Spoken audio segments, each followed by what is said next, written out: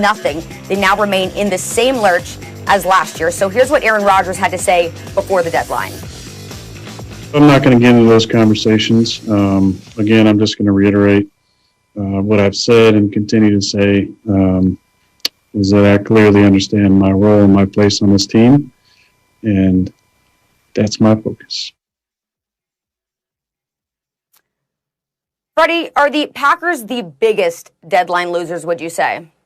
It's very easy to say that, but I'm going to say that the Houston Texans were the biggest deadline losers because you have a quarterback in Deshaun Watson who you believe in, who you honestly believe can be an elite quarterback. But what are you doing when it comes to the future, when it comes to him? You have 5 different guys in terms of wide receivers on your team that you could have traded and gotten some assets for him later on. For example, Will Fuller V, only 26 years of age. Brandon Cooks, Randall Cobb, 3 of those guys I'm mentioning. And you don't have a first, a second round pick in the draft next year because of the Laramie Tunsil trade that you were able to move on from him. So if you're going to be the Houston Texans with no coach and no GM, what makes that an attractive landing spot for anybody that you would think about hiring as a coach and a GM, and you're wasting the best years of Deshaun Watson's life? So if you're going to have that kind of approach with you, the Houston Texans, you get what you deserve. You had a chance to at least try to jumpstart that next year with the draft and maybe free agency to make it a little bit more of an attractive team for anybody who wants to take on those 2 jobs and help your quarterback. But you didn't do that at the trading deadline. You had assets that you could have moved on from and could have helped it better next year, but you didn't do that. So if you're the Houston Texans, once again, another complete fail. You deserve what you deserve to be at 1-6, and your future's a lot more uncertain because you didn't do anything of certainty at the trading deadline to help your future, especially when it comes to your quarterback. You know, that's a good one, Freddie, but I'm going to go with the Green Bay Packers. I mean, you're talking about with you know, the one thing we talked about with the Green Bay Packers is Aaron Rodgers and the lack of weapons on the outside.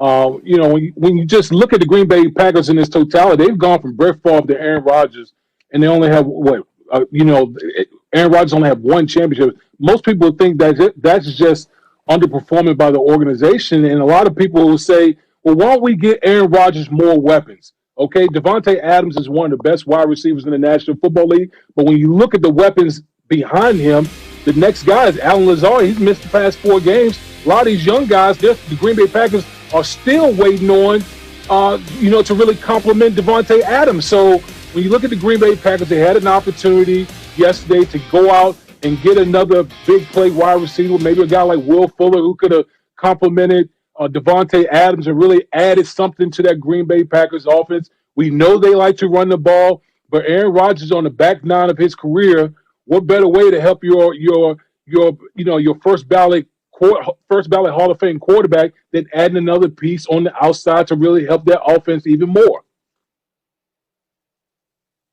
All right, well, let's see what Keyshawn Johnson has to say. Keyshawn, the question that we posed here was, were the Packers the biggest deadline losers? Now, Freddie, he said that the Houston Texans were the biggest losers. Of course, Damien, you just heard, said the Packers were. What's your take?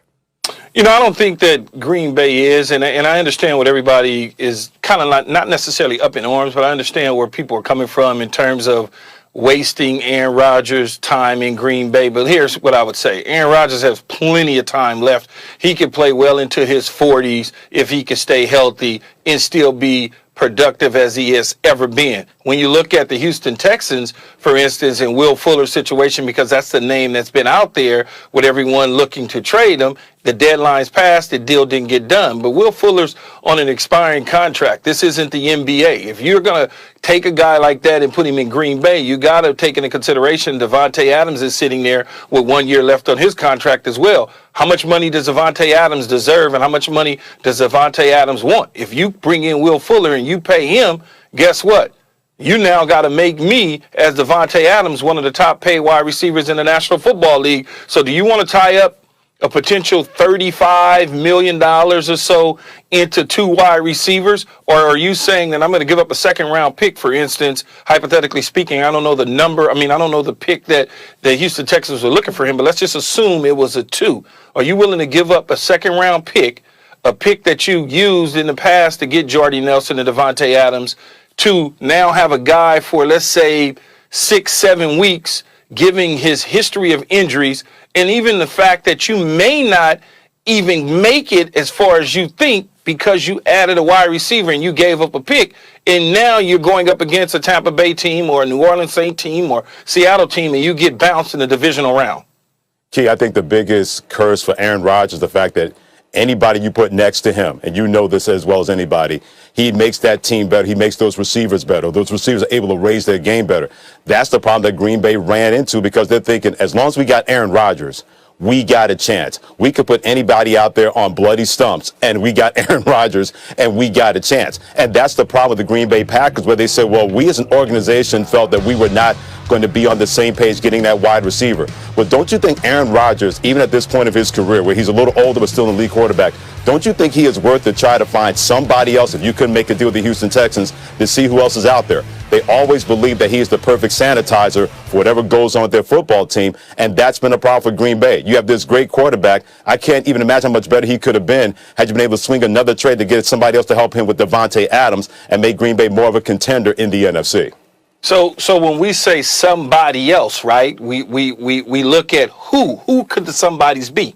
Maybe Brandon Cooks. I mean, you don't have to give up a second rounder for him or a third rounder, but Brandon Cooks would have been a perfect Robin to the Batman that you have when it comes to Davante Adams. There's no question. Are you willing, though, to pay Brandon Cooks the money that's on his books and his contract, knowing that you have Davante Adams that you have to now address? Are you willing to tie up $40 million, $35 million in one position in two guys? That's what you have to look to. It's not do they need a receiver?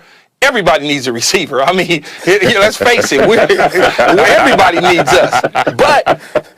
But when you look at it, is it something that you're willing to do? And if you're willing to say, okay, I'm going to pay Brandon Cooks the money that's owed to him on the books, but I'm also going to address Davante Adams and pay him what he so deserves, then yeah, you go out there and you trade for him. But you have to trade for a difference maker. Just getting a body to be getting a body, I mean, you can find that guy on the streets. If you're going to trade for somebody, like if you told me, you said, hey, Atlanta's willing to move Julio Jones, and they want to get a 2 and a 3 in next year's 2.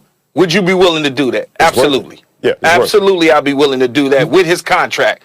I'll be willing to do that because then I can address Adams' contract as well. But I'm not going to put myself as an organization in a position where now I got to deal with somebody lesser than Davante Adams making more money than Davante Adams, and I've given up a high pick for him. So now as an organization, they got me backed against the wall.